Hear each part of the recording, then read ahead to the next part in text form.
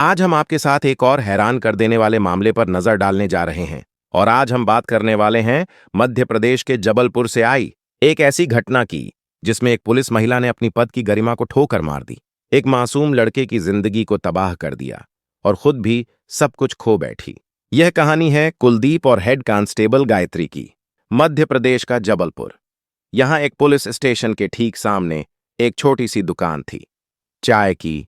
और उस दुकान पर बैठता था एक नौजवान लड़का, हैंडसम, 22-23 साल का। नाम था कुलदीप। उसके सामने से रोज गुजरती थी एक महिला, पुलिस की वर्दी में, 35 साल की, खूबसूरत। नाम था गायत्री, हेड कांस्टेबल। एक दिन उनकी नजरें मिलीं और उसी नजर से शुरू हुआ एक ऐसा सिलसिला जिसने दोनों की जिंदगी बर्बाद कर दी। यह घटना 2023 की है। जबलपुर के थाना क्षेत्र में एक सरकारी क्वार्टर था। वहां रहती थी गायत्री। पति की मृत्यु 5 साल पहले हो गई थी। उसके बाद उसने दूसरी शादी नहीं की। वह रोज थाने जाती, ड्यूटी करती, वापस आती, बस एक उबाऊ जिंदगी। लेकिन थाने के सामने एक दुकान थी, हरदेव की। वह चाय बेचता था। पूरा थाना उसकी चाय पीता था। फिर हरदेव बीमार पड़ गया। उसका ऑपरेशन था। 40-50 हजार का खर्चा था। उसने अपने बेटे कुलदीप से कहा, बेटा अब दुकान संभाल लो। कुलदीप ने दुकान संभाली, वहीं चाय बेचने लगा। और वहीं उसकी मुलाकात हुई गायत्री से।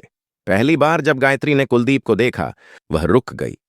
उसकी नजरें उस पर टिक गईं। उसने सोचा, कितना हैंडसम लड़का है। कुलदीप ने भी उसे देखा, खूबसूरत महिला। पुलिस की वर्दी में उसका दिल तेज धड़कने लगा। गायत्री ने कहा, एक कप चाय देना, साथ में बिस्किट भी। कुलदीप ने चाय बनाई। गायत्री ने चाय पी, मुस्कुराई और फिर कहा, अपना मोबाइल नंबर दे दो। कुलदीप ने नंबर दिया। उसे लगा शायद बस चाय के लिए पूछ रही है, लेकिन उसे क्या पता था कि यह नंबर उसकी जिंदगी का आखिरी नंबर साबित होगा। उसी रात 10 बजे गायत्री के घर में अकेले उसने कुलदीप को फोन किया। कुलदीप बोला, हेलो। गायत्री बोली, कुलदीप तुम्हारे पिता का ऑपरेशन होना है ना? मैं तुम्हें 10,000 दे दूंगी, बस एक काम करना है। कुलदीप खुश हो गया। उसे पैसों की बहुत जरूरत थी। उसने कहा, क्या काम है? गायत्री ने कहा, अभी मेरे घर आ जाओ, मैं बताऊंगी। कुलदीप ने दोस्त से बाइक मांगी और वह गायत्री के घर पहुंच गया।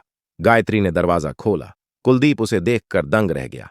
उसने ऐसे कपड़े पहने थे जैसे वह उसे बुलाने के लिए तैयार थी। गायत्री ने उसे अंदर बुलाया, बेडरूम ले गई और फिर कहा, 10,000 रुपए चाहिए तो आज रात मेरे साथ गुजारनी पड़ेगी। कुलदीप ने मान लिया। पैसे के लालच में उसने सोचा, एक रात में 10,000 रुपए, पिता के ऑपरेशन में कुछ मदद हो जाएगी। लेकिन उसे क्या पता था कि गायत्री ने पहले ही कैमरा सेट कर रखा था। बेडरूम में जो कुछ हुआ वह सब रिकॉर्ड हो रहा था। गायत्री ने उसकी अश्लील वीडियो बना ली और कुलदीप को इस बात की भनक तक नहीं थी। सुबह हुई। गायत्री ने कुलदीप को 10,000 रुपए दिए। वह खुश होकर घर लौट गया। उसे लगा, काम हो गया, अब पिता का ऑपरेशन हो जाएगा। लेकिन यह तो शुरुआत थी। अगली रात फिर गायत्री ने फोन किया। फिर कुलदीप गया, फिर वही काम, फिर 5,000 रुपए दिए। यह सिलसिला चलता रहा। 1 हफ्ता, 2 हफ्ते, 1 महीना। कुलदीप को पैसे मिल रहे थे, लेकिन उसकी जिंदगी बर्बाद हो रही थी। वह एक महिला पुलिसकर्मी का यौन दास बन चुका था। गायत्री ने अपनी सहेली शोभा को भी इस बारे में बताया। शोभा अभी कुंवारी थी, 25 साल की, खूबसूरत, और वह भी कुलदीप को चाहती थी। शोभा ने गायत्री से कहा, मैं भी उसके साथ वक्त गुजारना चाहती हूं। मुझे पैसों की कोई कमी नहीं है। तू उसे बुला, मैं भी उसे खूब पैसे दूंगी। एक रात गायत्री ने कुलदीप को फोन किया। कहा, आज मेरे घर आ जाओ, 5,000 दूंगी। कुलदीप आया।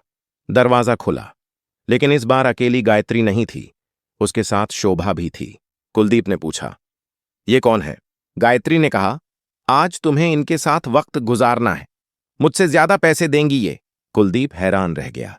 उसने मना करने की कोशिश की, लेकिन गायत्री ने उसे धमकाया, अगर नहीं माना तो वीडियो सबको दिखा दूंगी। शोभा ने उसके पानी में कुछ मिला दिया। कुलदीप नशे में आ गया। उसके होश उड़ गए। उस रात दोनों महिलाओं ने उसके साथ बारी बारी से गलत काम किया और कुलदीप बेबस था।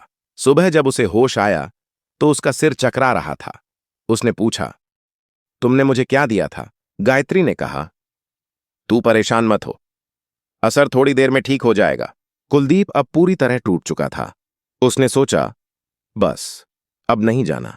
उसने गायत्री के फोन उठाने बंद कर दिए, दुकान पर जाना बंद कर दिया, घर में छिपकर रहने लगा। लेकिन गायत्री उसे छोड़ने वाली नहीं थी।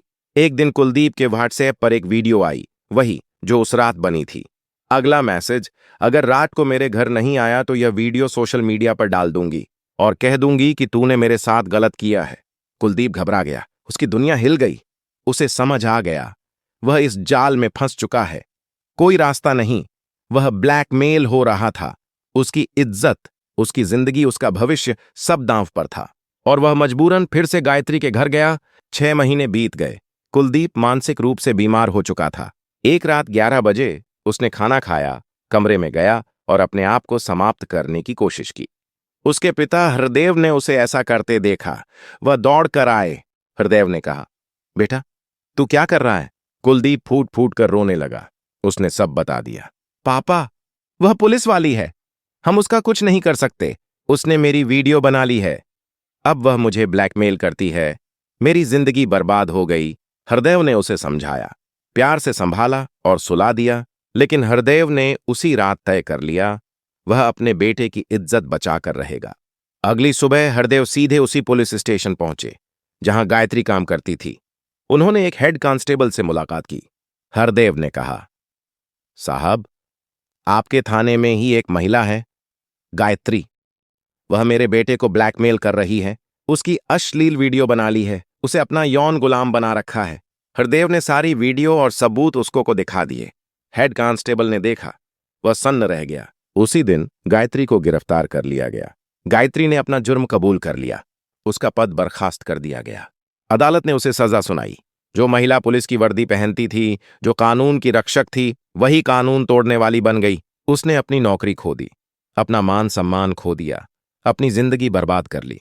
और कुलदीप, वह बच गया, लेकिन वह मानसिक आघात से उबर नहीं पाया। दोस्तों, इस कहानी को सुनाने का मकसद किसी को दुखी करना नहीं है, बल्कि आपको सतर्क और जागरूक करना है। आजकल कई लोग ब्लैकमेलिंग का शिकार हो रहे हैं। कोई भी, चाहे पुलिस वाला हो या आम आदमी, गलत काम कर सकता है। हमारा उद्देश्य है कि आप इस जानकारी से कुछ सीखें, सावधान रहें। इस पूरी घटना पर आपके क्या विचार हैं? हमें कमेंट में जरूर बताएं। साथ ही आप इस वीडियो को किस शहर से देख रहे हैं, यह भी जरूर लिखें। अगर आपको हमारी मेहनत पसंद आई हो तो इस वीडियो को लाइक करें और अपने दोस्तों के साथ शेयर करें। अगर आपने अब तक हमारे चैनल को सब्सक्राइब नहीं किया है तो कृपया अभी कर लें। धन्यवाद।